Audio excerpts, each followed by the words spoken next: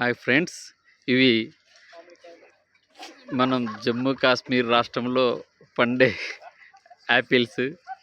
ప్రస్తుతము యాపిల్ పండ్లకు సీజన్ కాదంట, కానీ మన దగ్గర మాత్రం చాలానే దొరుకుతున్నాయి. అవి ఎలాగో చూద్దాము.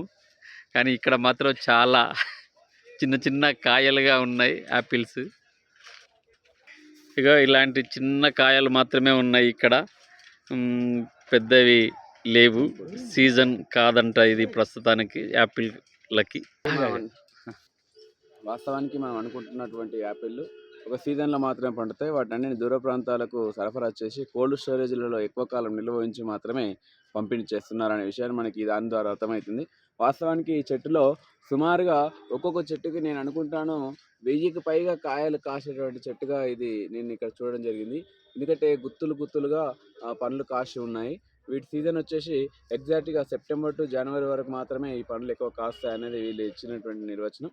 ఈ మొక్కల్లో ప్రధానంగా మనం ఈ భారతదేశం మొత్తం కూడా హిమాచల్ ప్రదేశ్, తర్వాత జమ్మూ కాశ్మీర్ మాత్రమే యాపిల్ పండ్లకు నిలవెలుపుగా, ఈ ప్రాంతంలో మాత్రమే పండుతాయనే విషయం మనందరికీ కూడా సాధారణంగా తెలిసిన విషయం అని చెప్పేసి ఈ సందర్భంగా తెలియజేస్తుంది.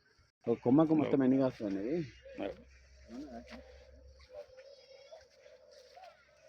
కాలను ఇద్దరు రానికపోవచ్చు. రాని నిజంగా